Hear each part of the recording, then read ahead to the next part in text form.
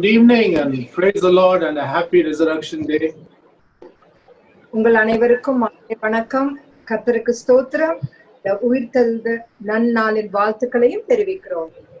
And we are going to be doing a sequence, trying to give you the sequence of events that has happened in the book of, that is about to happen in the book of Revelation. வெளிப்படுத்தின விசேஷ புத்தகத்தில் நடக்கவிருக்கும் எல்லா நிகழ்வுகளின் வரிசை பட்டியலை இன்றைக்கு நாங்கள் கொடுக்க போகிறோம். Sequence of events to understand the book of Revelation better. வெளிப்படுத்தின விசேஷத்தின் புத்தகத்தை நன்கு புரிந்து கொள்வதற்காக நடக்கவிருக்கும் நிகழ்வுகளின் வரிசை பட்டியல். Actually, we started this Bible study in the beginning of this year. We finished from chapter 1 to 5 and then went on to 12 and 13. And after that, many of you have joined in. So for the benefit of people who have just zoomed in a couple of weeks back, so this is basically for you to understand the book of Revelation better. நாங்கள் இந்த வருடத்தின் துவக்கத்தில் இந்த வெளிப்படுத்தின விசேஷத்தின் புத்தகத்தை ஆரம்பித்தோம். 1 to 5 வரை முடித்தோம்.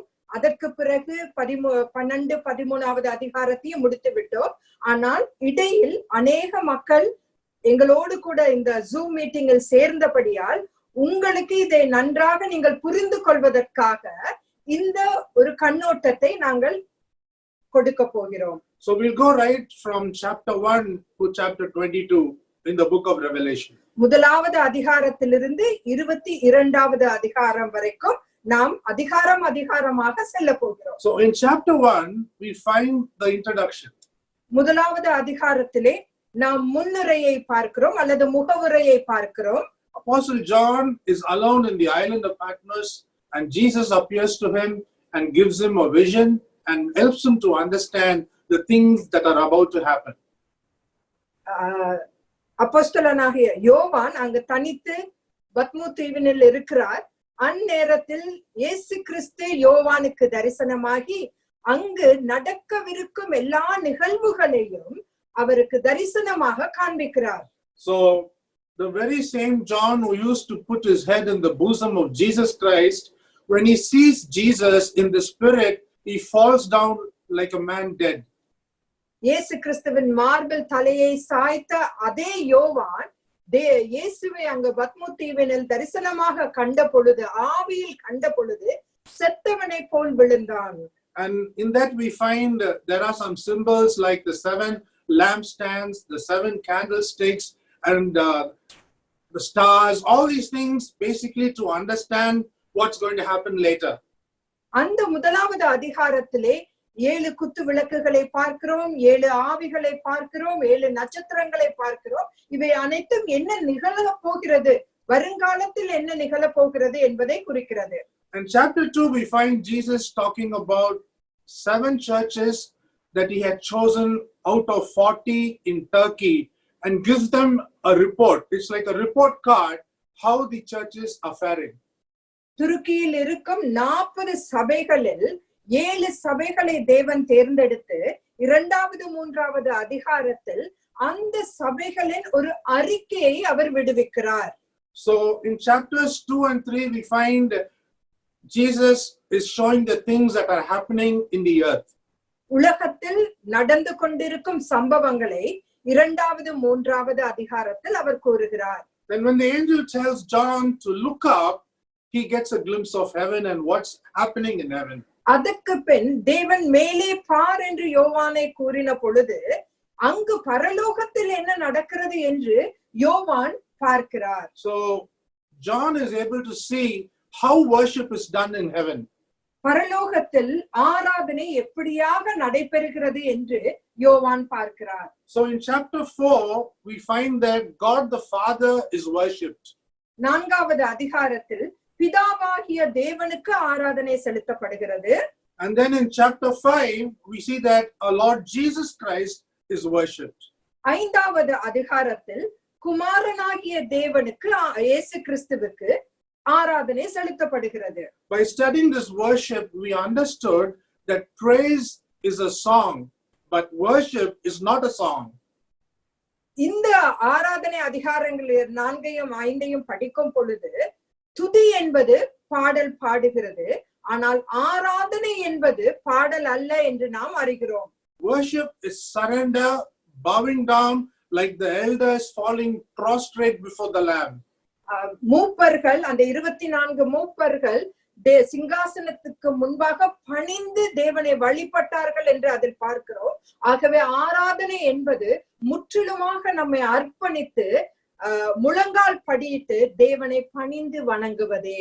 When we bend down to worship our God, that's the time when the head is up, when the heart is above the head. நாம் முழங்கால் படியிட்டு குனிந்து பணிந்து தேவனை தொழுது கொள்ளும் பொழுதுதான் நம்முடைய இருதயம், நம்முடைய சிந்தை மூளைக்கு மேலாக இருக்கிறது. Worship isn't going to be divine if we are going to be led by our mind. So we need to let the heart take over. நாம் ஆராதனை செய்யும் பொழுது சிந்தையிலிருந்து ஆராதனை செய்தோம் எனில் அது ஆராதனையாக இராது. இருதயத்திலிருந்து தேவனை நாம் ஆராதனை செய்ய வேண்டும். In that chapter, we also found that no one was eligible to take that little book from God the Father and open it and to break the seals, which only Jesus Christ was. அந்த 5வது அதிகாரத்தில் நாம் பார்க்கிறோம், சிங்காசனத்தில் வீற்றிருந்த பிதாவினுடைய கரத்தில் இருக்கும் அந்த புஸ்தகத்தை யாரும் எடுக்க முடியாது, அதை பிரிக்க முடியாது. ஆனா தேவாட்டுக்குட்டியாகிய இயேசு கிறிஸ்து மட்டுமே அந்த புத்தகத்தை எடுத்து அதன் முத்திரையையும் அவர் திறக்கிறார்.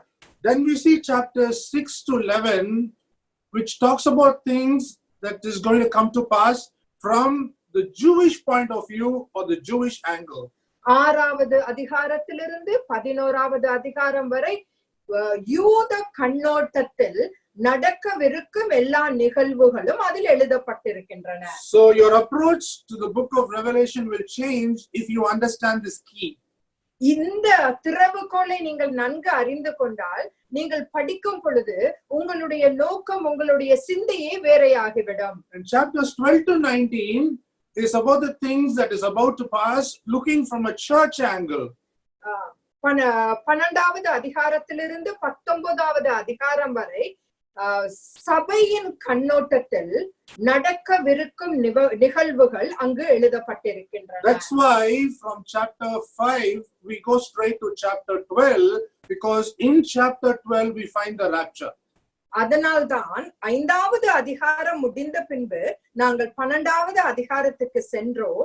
ஏனெனில் அந்த 12வது அதிகாரத்திலே தான் ரகசிய வருகையை குறித்து எழுதப்பட்டிருக்கிறது. And 12 and 13 we go on to find, it talks about the beast, it talks about the false prophet, it talks about the leaders of the one world religion and the one world government. ஆகவே இந்த 12-13வது அதிகாரத்திலே அங்கு மிருகத்தை குறித்தும் கள்ள தீர்க்கதரிசியை குறித்தும் இந்த உலகத்தில் ஆளுகை செய்ய போகும் ஒரே உலக ஆளுநரை குறித்தும் ஒரே உலக மதத்தை குறித்தும் அங்கு எழுதப்பட்டிருக்கிறது. So the world is not yet ready to receive the one world government or the ruler. இந்த உலகம் அந்த ஒரே உலக அரசாங்கத்தையோ அந்த ஒரே உலக ஆளுநரையோ இன்னும் ஏற்றுக்கொள்ள இந்த உலகம் தயாராகவில்லை. So many more things need to happen in the years to come before the one world ruler takes over. அந்த ஒரே உலக ஆளுநர் இந்த உலகத்தை ஆளுகை செய்ய எடுப்பதற்கு முன்பாக அநேக காரியங்கள் இந்த உலகத்தில் நடைபெற வேண்டும். I'll do a different sermon on that, about the things that need to come to pass before the rapture and the one world government. அந்த ரகசிய வருகைக்கு முன்பாக நடக்கவிருக்கும் நிகழ்வுகளையும் அந்த ஒரே உலக அரசாங்கம் வருவதற்கு முன்பாக நிகழ வேண்டிய எல்லா நிகழ்வுகளையும் குறித்து நான் இன்னொரு முறை உங்களுக்கு பிரசங்கம் செய்கிறேன். When you keep listening to Bible teachers who speak about the end times throughout the world, they are all talking about an impending world war, which is World War III. அநேக வேத போதகர்கள் இந்த கடைசி காலத்தை குறித்து அவர்கள் பேசும் பொழுது ஒரு உலக யுத்தம் ஒன்று வரப்போகிறது, அதை குறித்து அவர்கள் பேசுகிறார்கள். அதுவே 3ஆம் உலக போராகும். So there are many more things that's about to happen before the one world government can take charge, before the rapture also can take place. ரகசிய வருகைக்கு முன்பாகவும் இந்த ஒரே உலக அரசாங்கம் இந்த உலகத்தில் வருவதற்கு முன்பாகவும் அநேக காரியங்கள் நிகழ வேண்டி இருக்கிறது. So we go to chapter 12 and learn about the rapture of the church. 12வது அதிகாரத்திலே சபை எப்படி ரகசிய வருகையில் எடுத்துக்கொள்ளப்படுகிறது என்று நாம் பார்த்தோம். That's where we studied about the woman. The woman is the church. It's not Mother Mary. The woman is the church and the male child is the people who are going to be raptured.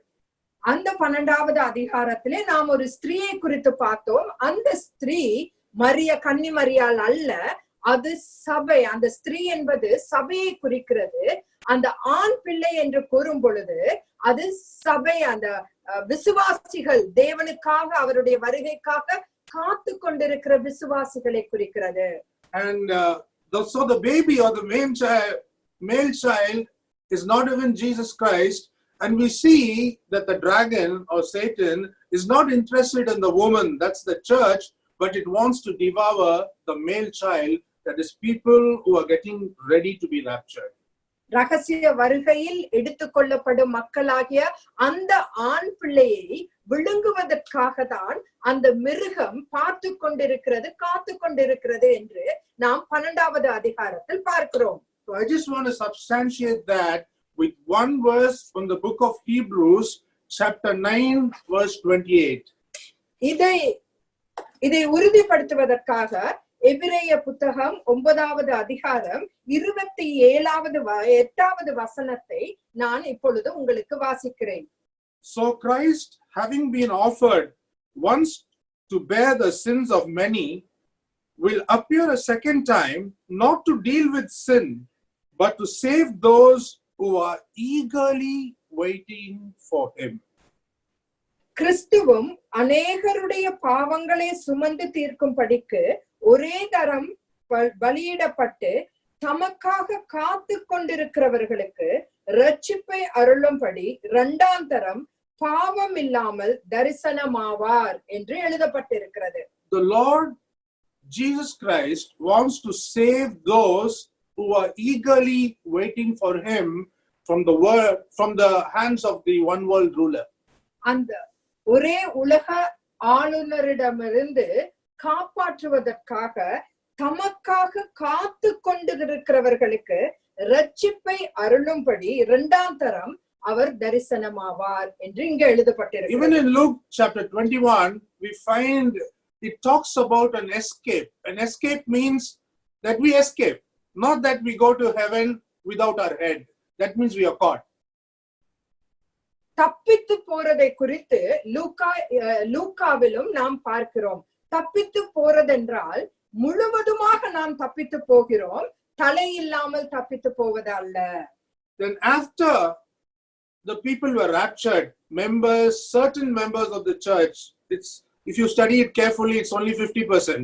2 will be in the field, 2 will be grinding, 1 goes. So out of 2, 1 goes, it means 50%, right? So 50% of the church or more will be raptured, and what will be left, I want to give it a name, we'll call it the remnant church. எல்லோரும் எடுத்துக்கொள்ளப்பட மாட்டோம் ரகசிய வருகையில். வேத வசனத்தின் பிரகாரம் 2 பேர் வயல்வெளியில் இருந்தால் ஒருவர் செல்வார்கள், எடுத்துக்கொள்ளப்படுவார்கள். 2 பேர் வேலை செய்து கொண்டிருந்தால் அங்கும் ஒருவர் தான் எடுத்துக்கொள்ளப்படுவார்கள் என்று நாம் வசனங்களை பார்க்கிறோம். ஆகவே 50% மக்கள் அல்லது 50க்கு மேலான மக்கள் எடுத்துக்கொள்ளப்படுவார்கள். மற்றவர்கள் இங்கு உலகத்தில் இருக்கிறவர்களுக்கு மீதியானவர்கள் என்று நாம் ஒரு பெயரை அவர்களுக்கு கொடுப்போம். Then in the same chapter, in Revelation chapter 12, we find that this remnant church is pursued by Satan and the church runs into the wilderness. ரகசிய வருகைக்கு பின் அந்த மீதியான சபை மக்களை சாத்தான் அங்கு துரத்துவதன் நிமித்தம் அவர்கள் வனாந்திரத்திற்கு தப்பி ஓடுகிறதை 12வது அதிகாரத்தில் நாம் பார்க்கிறோம். When I'm talking about Satan, I'm talking about Satan, devil, serpent, dragon. All this is the same. நான் சாத்தான் என்று கூறும் பொழுது பிசாசையும் குறிக்கிறேன், அந்த சர்பத்தையும் குறிக்கிறேன், அந்த மிருகத்தையும் குறிக்கிறேன். And we then see how God protects the remnant church. இந்த மீதியானவர்களை தேவன் எப்படி அவர்களை பாதுகாக்கிறார் என்று பார்ப்போம்.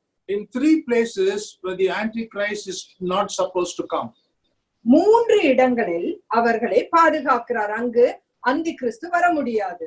That we picked it up from the book of Daniel. இந்த செய்தியை நாம் தானியேலின் புத்தகத்திலிருந்து எடுத்திருக்கிறோம். And so there are Goshen camps that are going to set up for the remnant church when the people are kept in hiding, for food and clothing is already getting ready.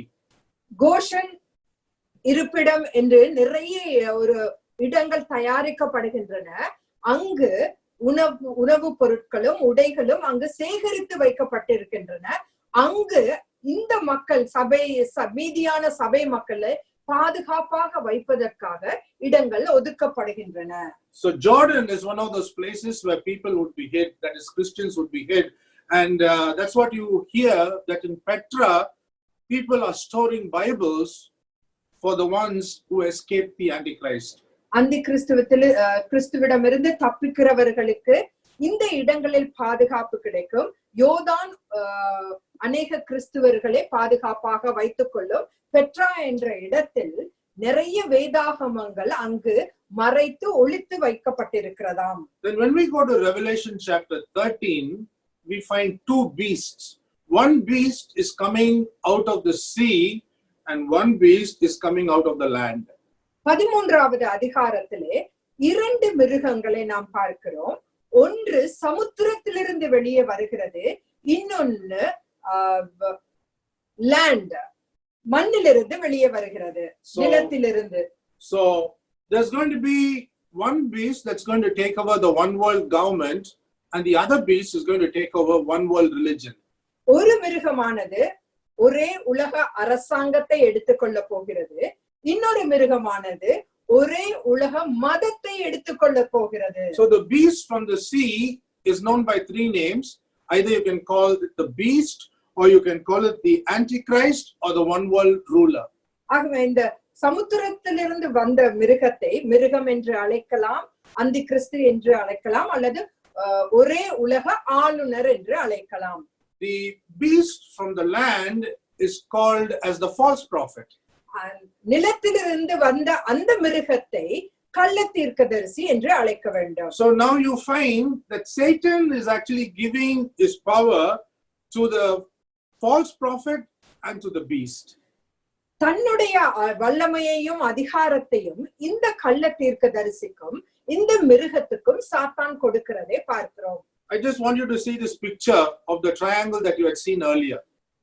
அன்று பார்த்த அந்த முக்கோணத்தை இன்றும் நீங்கள் பார்க்க நான் விருப்பப்படுகிறேன்.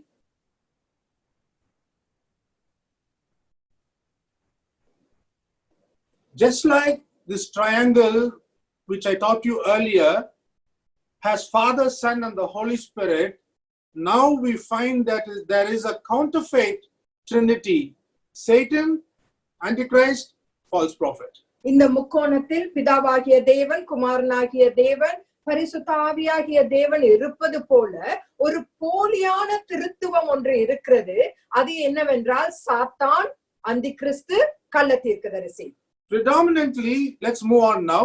Predominantly, the job of the false prophet is more like an advertisement executive or a manager.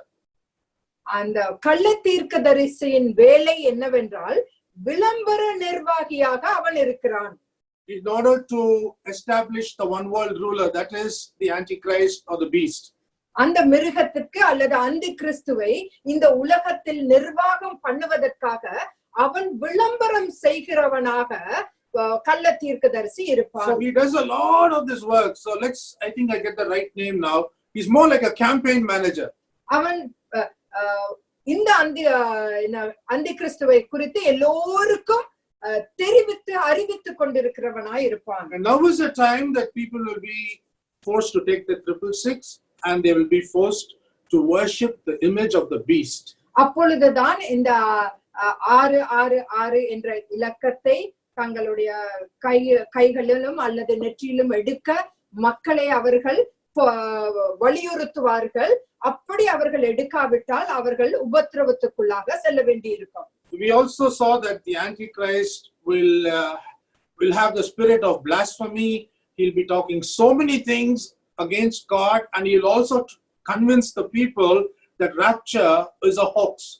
அவன் தேவனை தூஷணம் பண்ணுவது மட்டுமல்லாமல் அந்த ரகசிய வருகை அது ஒரு போலியானது, அது ஒரு புரளி என்று எல்லோரையும் ஏமாற்ற பார்ப்பான். Now from chapter 13 we need to return to chapter 6 for a brief moment.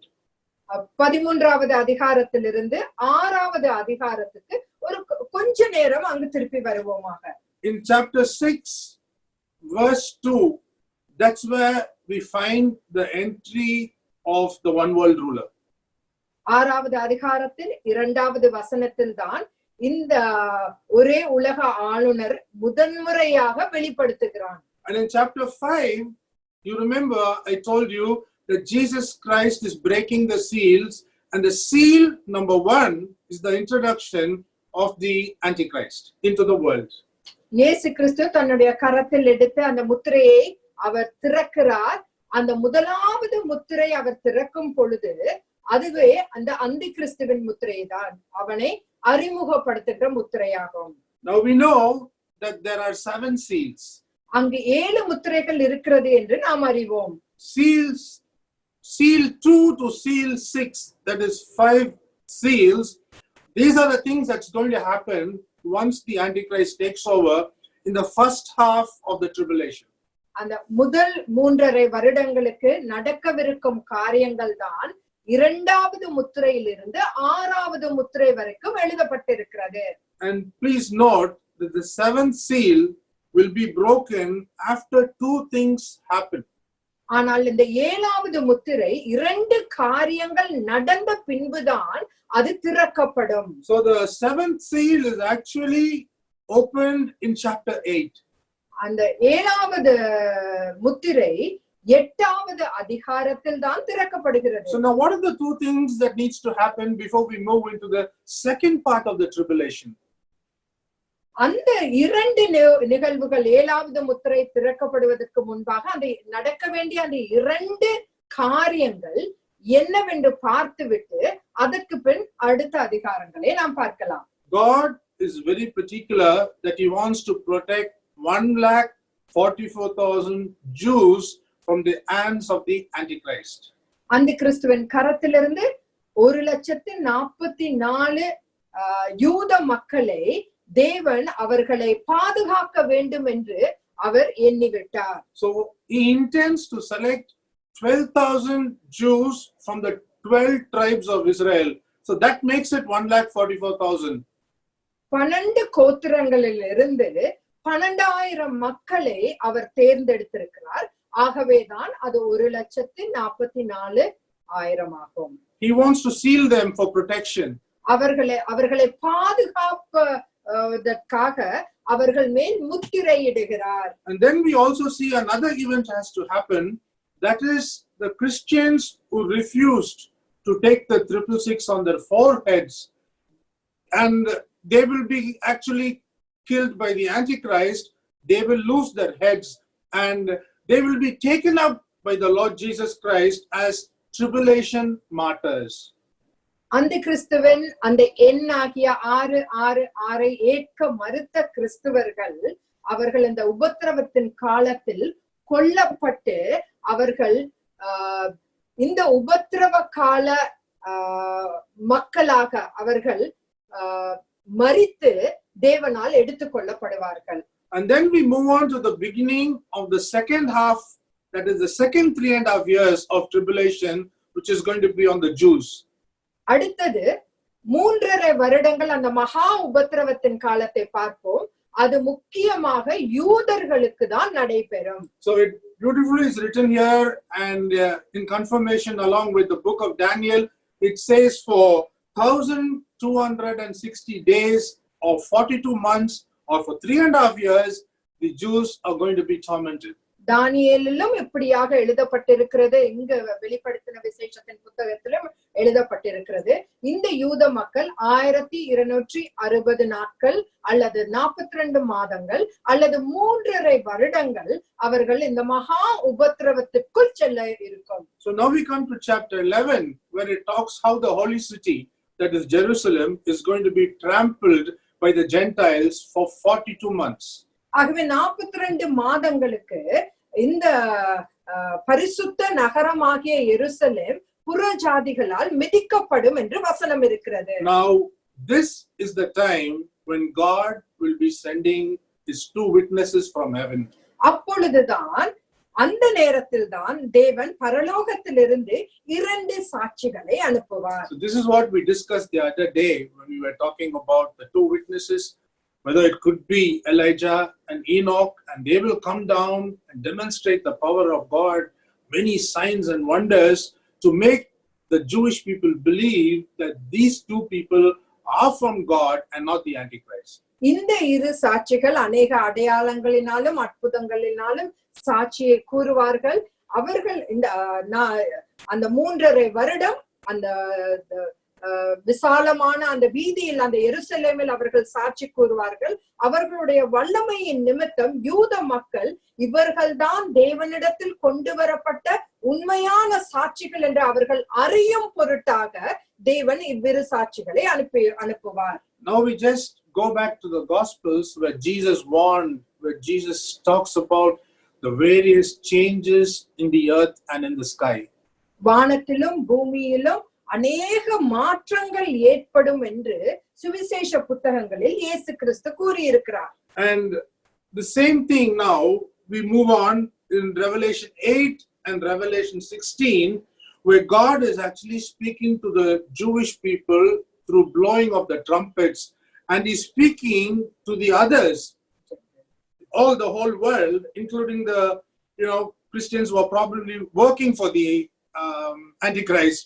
He speaks through bowls. 8வது அதிகாரத்திலும் 16வது அதிகாரத்திலும் தேவன் தன்னுடைய பிள்ளைகளோடு கூட பேசுகிறார். 8வது அதிகாரத்தில் அவர் எக்கால சத்தம் தொனித்து யூதர்களுக்கு பேசுகிறார். ஆனா 16வது அதிகாரத்தில் கலசத்தின் மூலமாக தன்னுடைய மக்களிடம் தேவன் பேசுகிறார். Now you see how it actually blends what is prophesied in Revelation 8 and what is prophesied in Revelation 16. You find that they are both the same, irrespective of to whom God is speaking. 8வது அதிகாரத்திலும் 16வது அதிகாரத்திலும் தேவன் கூறுகிறதாவது, யாருக்கு கூறினாலும் சரி அவை இரண்டும் இணைந்து ஒன்றாக தான் இருக்கிறது. And from there the next event, அதற்கு பின் நடக்க போரும் நிகழ்வு, is Jesus Christ coming again with all his saints to fight in the battle of Armageddon.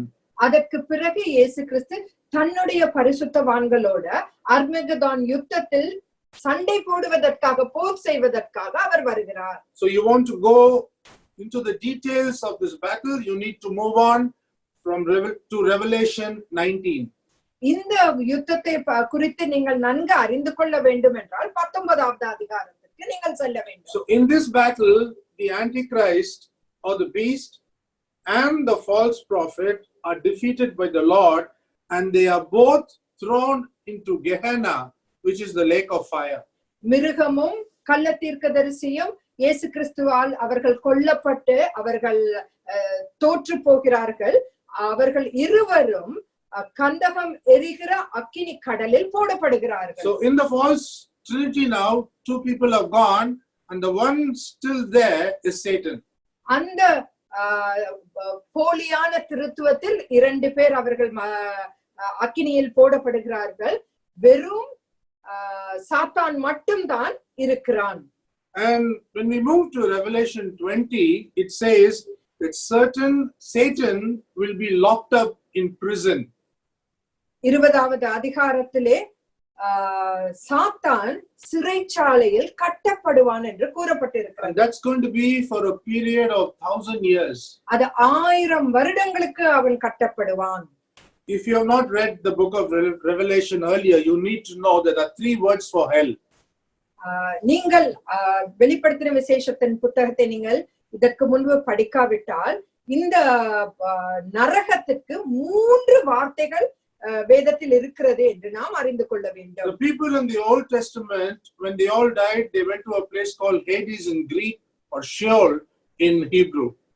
பழைய ஏற்பாட்டில் மரித்தவர்கள் எல்லாம் ஹேடஸ், கிரேக்க மொழியில் ஹேடஸ் என்றும் எபிரேய மொழியில் ஷியோல் என்ற இடத்துக்கும் அவர்கள் சென்றார்கள்.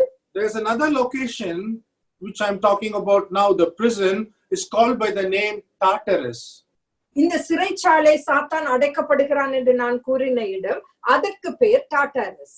Who were kept in Tartarus earlier were the spirits that sinned during the flood in Noah's time. They have been locked up and kept there. And Jesus, in the 3 days that he was in the belly of the earth, he went and gave them the good news in Tartarus. இந்த டாட்டரஸ் என்ற சிறைச்சாலையில் யார் இருக்கிறார்கள் என்றால், நோவாவின் காலத்தில் அந்த ஜலப்பிரளயத்தின் போது அங்கு இருந்த கெட்ட ஆவிகள் எல்லாமே அந்த இடத்தில் தான் அடைக்கப்பட்டிருக்கிறது. இயேசு கிறிஸ்து மரித்து 3 நாட்கள் அவர் இந்த சிறைச்சாலைக்கு சென்று அங்கு சுவிசேஷத்தை அறிவித்தார் என்று வசனம் கூறுகிறது. So the third word for hell is the final one. It's called the lake of fire or the Gehenna, where the false prophet and the Antichrist were thrown by Jesus Christ. மூன்றாவது இடத்தின் பெயர் தான் கெஹனா, அதாவது அந்த அக்கினி கடல். அங்குதான் மிருகமும் கள்ள தீர்க்கதரிசியும் போடப்பட்டார்கள். For 1000 years, when Satan is locked up in Tartarus, the world will be without Satan, and that's when we'll have the millennial rule, full of peace, no aggression. It's going to be the more than we can imagine. அந்த 1000 வருடங்கள் சாத்தான் அந்த டாட்டாரஸ் என்ற இடத்தில் அவன் அடைக்கப்படும் பொழுதுதான் 1000 வருட அரசாட்சி இந்த உலகத்தில் நடைபெறும். அங்கு சமாதானம் மட்டுமே நிலவும். That's where we sing that song Peace in the Valley, where you say the lion is seated with the lamb. ஒரு ஆங்கில பாடல் உண்டு, பீஸ் இன் தி வேலி என்ற ஆங்கில பாடல், அதை குறித்து தான் எழுதப்பட்டிருக்கிறது. That's the time the prince of peace would be ruling on the earth, the millennial rule. சமாதானத்தின் தேவனாகிய தேவன் இந்த உலகத்தை ஆளுகை செய்வார். Then again in the same chapter in Revelation 20, we find that after 1000 years, that's a pretty long time, we find that Satan is once again released into the world. 1000 வருடங்கள் கழித்து மீண்டுமாக உலகத்துக்கு சாத்தான் விடுவிக்கப்படுகிறான். And God will give him one more chance to deceive the people. இந்த உலகத்தில் இருக்கிற மக்களை வஞ்சிப்பதற்கு தேவன் இன்னும் ஒரு விசை அவனுக்கு ஒரு தருணம் கொடுக்கிறார். So this is actually called the final revolt. இதுதான் இறுதி கிளர்ச்சி என்று கூறப்படுகிறது. And now again we are still in chapter 20. இப்பொழுது இன்னும் 20வது அதிகாரத்தில் தான் நாம் இருக்கிறோம். Here after this final revolt, Satan will be caught and he will be thrown into the Gehenna. இந்த இறுதி புரட்சி முடிந்த பின் சாத்தான் பிடிக்கப்பட்டு அவனும் கெஹனா என்ற அந்த அக்கினி கடலில் தள்ளப்படுவான். So the false trinity or the counterfeit trinity, all the three, that is Satan, beast and the false prophet, will be burning in hell in Gehenna. கெஹனா என்ற இடத்தில் அக்கினி கடலில், கந்தகமும் இருக்கிற அந்த கடலில் சாத்தானும் மிருகமும் கள்ள தீர்க்கதரிசியும் எரிந்து கொண்டிருப்பார்கள். Now இப்பொழுது all the people in the world who have lived in this world, they will all be resurrected. உலகத்தில் வாழ்ந்த அனைத்து மக்களும் அவர்கள் உயிர்த்தெழும்புவார்கள். So this is called the second resurrection, which we read there in the Bible. இதுதான் இரண்டாவது உயிர்த்தெழுதல் என்று நாம் வேதத்தில் படிக்கிறோம். They will all be raised up for what? To go and stand before the Father, and it's called the white throne judgment. அவர்கள் உயிர்த்தெழுந்து பிதாவிடத்துக்கு முன்பாக அந்த வெள்ளை சிங்காசன நியாய தீர்ப்புக்கு அவர்கள் செல்ல வேண்டும். Each person has to answer for himself what he has done. ஒவ்வொருவனும் தான் செய்த காரியங்களை குறித்து அங்கு வெள்ளை சிங்காசன நியாய தீர்ப்பின் அன்று அவன் பேச வேண்டும். How do I say this? Because of what's written in Ezekiel 14:14 and 14:20. நான் ஏன் இதை கூறுகிறேன் என்றால் எசேக்கியேலின் புத்தகம் 14வது அதிகாரம் 14ஆம் வசனத்திலும் 20வது வசனத்திலும் இப்படியாக கூறப்பட்டிருக்கிறது. What is actually written there? அங்கே என்ன எழுதப்பட்டிருக்கிறது? Even if Noah, Job or Daniel were there, they can only talk for themselves. Their children cannot be saved. Likewise, each one has to stand before God according to their own righteousness. A husband cannot talk for the wife, a father cannot talk for the daughter. Noah, தானியேல், யோபு ஆகிய இம்மூன்று புருஷரும் அதன் நடுவில் இருந்தாலும் அவர்கள் தங்கள் நீதியினால் தங்கள் ஆத்துமாக்களை மாத்திரம் தப்புவிப்பார்கள் என்று கர்த்தராகிய ஆண்டவர் கூறுகிறார். ஆகவே இதன் நிமித்தமாக ஒருவரும் இன்னொருவருக்காக பேச முடியாது. அவர்கள் தங்களுடைய காரியங்களை குறித்து அவர்களே பேச வேண்டும். So let me read it to you in English now. Ezekiel chapter 14 verse 14. Even if these three men, Noah, Daniel and Job, were in it, they would deliver but their own lives by their righteousness, says the Lord God. Noah, தானியேல், யோபு ஆகிய மூன்று புருஷரும் அதன் நடுவில் இருந்தாலும் அவர்கள் தங்கள் நீதியினால் தங்கள் ஆத்துமாக்களை மாத்திரம் தப்புவிப்பார்கள் என்று கர்த்தராகிய ஆண்டவர் சொல்லுகிறார். Let me read again verse 20 in the same chapter. 20வது வசனத்தை மீண்டுமாக நாம் படிப்போம். Even if Noah, Daniel and Job were in it, as I live, says the Lord God, they would deliver neither son nor daughter. They would deliver but their own lives by their righteousness. நோவாவும் தானியேலும் யோபும் அதன் நடுவில் இருந்தாலும் அவர்கள் தங்கள் நீதியினால் தங்கள் ஆத்துமாக்களை மாத்திரம் தப்புவிப்பார்களே அல்லாமல் குமாரனையாகிலும் குமாரத்தியாகிலும் தப்புவிக்க மாட்டார்கள் என்று என் ஜீவனை கொண்டு சொல்லுகிறேன் என்பதை கர்த்தராகிய ஆண்டவர் உரைக்கிறார். I can't talk for my wife and she can't talk on behalf of me. நான் என் மனைவிக்காக பேசவும் முடியாது, என் மனைவி எனக்காகவும் பேச முடியாது. We stand alone in front of the God of this universe. இந்த உலகத்தின் தேவனுக்கு முன்பாக நாம் தனித்து நிற்போம். According to our righteousness will be dealt with. எங்களுடைய நீதியின் பிரகாரம் தேவன் நம்மை நீதி அளிப்பார். So they will all be judged, and what next? They will all be thrown into the Gehenna. அவர் எல்லோரும் நியாயம் தீர்க்கப்பட்டு கெஹனாவில் தூக்கியெறியப்படுவார்கள். So here we find all this is there in Revelation 20. இது 20வது அதிகாரத்தில் இருக்கிறது.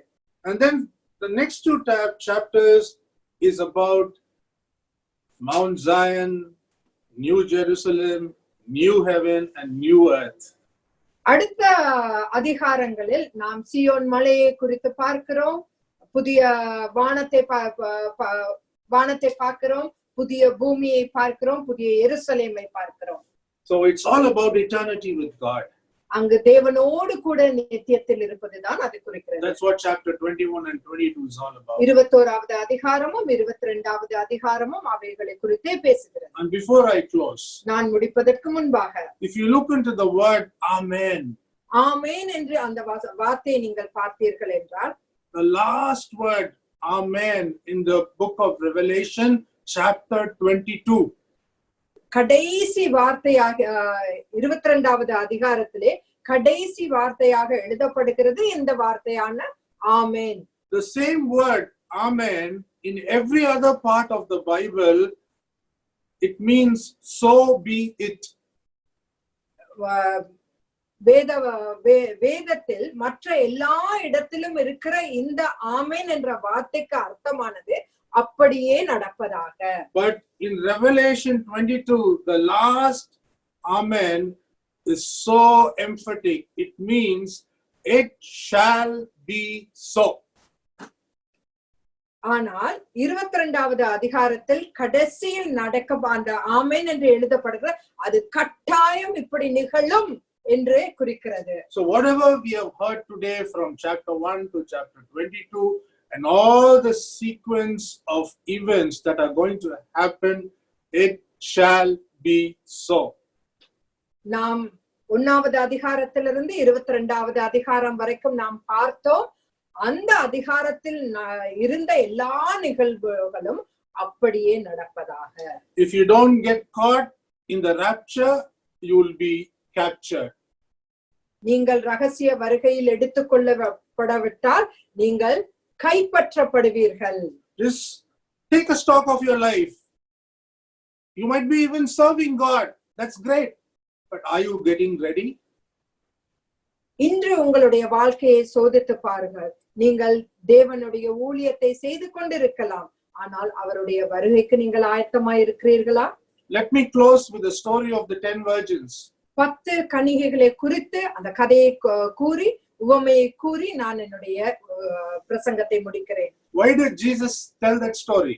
ஏன் இயேசு கிறிஸ்து அந்த உவமையை கூறினார்? He's talking about 10 virgins. 10 கன்னிகைகளை குறித்து பேசுகிறார். 5 were left behind. 5 பேர் அதில் அவர்கள் விடப்பட்டார்கள். But they were virgins. ஆனால் அவர்கள் They கன்னிகைகளாக were not prostitutes. அவர்கள் வேசிகளாய் இருந்ததல்ல. They were pure. அவர்கள் பரிசுத்தமாய் இருந்தார்கள். But they were not prepared. அவர்கள் ஆயத்தமாய் இல்லை. Every Christian needs to be individually prepared to meet Jesus in the air. ஒவ்வொரு கிறிஸ்துவனும் இயேசு கிறிஸ்துவை அவர் வருகையில் சந்திப்பதற்காக ஆயத்தமாய் இருக்க வேண்டும். So the 5 foolish virgins were pure, they were holy, but they were not prepared, they were not ready, so they couldn't go with the bridegroom. இந்த 5 கன்னிகைகள் அவர்கள் பரிசுத்தமாய் இருந்தார்கள், தங்களை எல்லா தீங்குக்கும் காத்து கொண்டார்கள். ஆனால் மணவாளன் வரும் பொழுது அவர்கள் ஆயத்தமாய் இராதபடியினால் அவர்கள் விடப்பட்டு போனார்கள். A lot of people in the world are very blasé, when it comes to the end times, when it comes to the book of Revelation, they just think, oh, we don't understand that book. Even I felt it that way. But we are at the very end of the end times, and nothing is more important than we getting prepared to meet our Savior. அநேக மக்கள் இந்த வெளிப்படுத்தின விசேஷத்தின் புத்தகத்தை புரிந்து கொள்ள முடியவில்லை என்ற எண்ணத்தினாலோ என்னவோ அவர்கள் அதை அந்த தங்களை ஆயத்தப்படுத்திக் கொள்வதை குறித்து அவர்கள் கண்டும் காணாதவர்களை போல் இருக்கிறார்கள். நானும் ஒரு காலத்தில் அப்படிதான் இருந்தேன். ஆனால் நாம் தேவனுடைய வருகையின் இறுதி காலத்தின் இறுதி கட்டத்தில் நாம் இருக்கிறோம். We are seeing things which we have never seen before. நாம் முன்பு காணாத காரியங்களை இப்பொழுது கண்டு கொண்டிருக்கிறோம். Let me close with this. It could be prophetic. This 2020, whatever is happening now, is just the platform that is being laid for the one world government.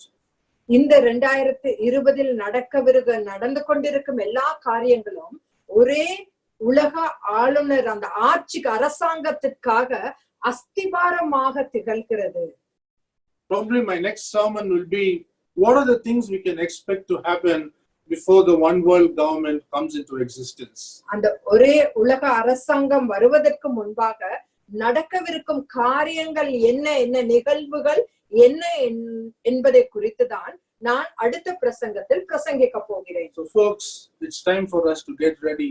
God bless you. ஆகவே நாம் ஆயத்தப்பட வேண்டும். தேவன் உங்களை ஆசீர்வதிப்பாராக.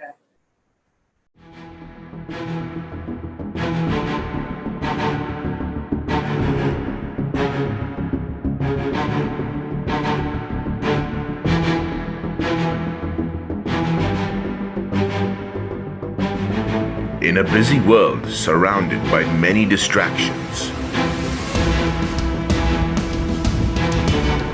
do we take our time to connect with God?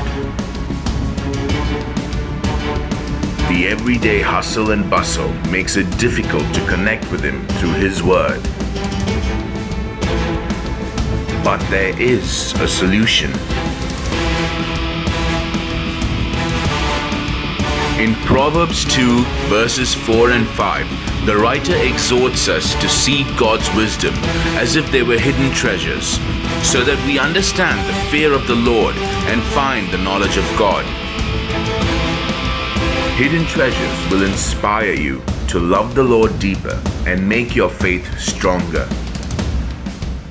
With this 366 days devotional book, let us become more Christ-like with each passing day. read it daily, meditatively, devotionally, spiritually, and prayerfully.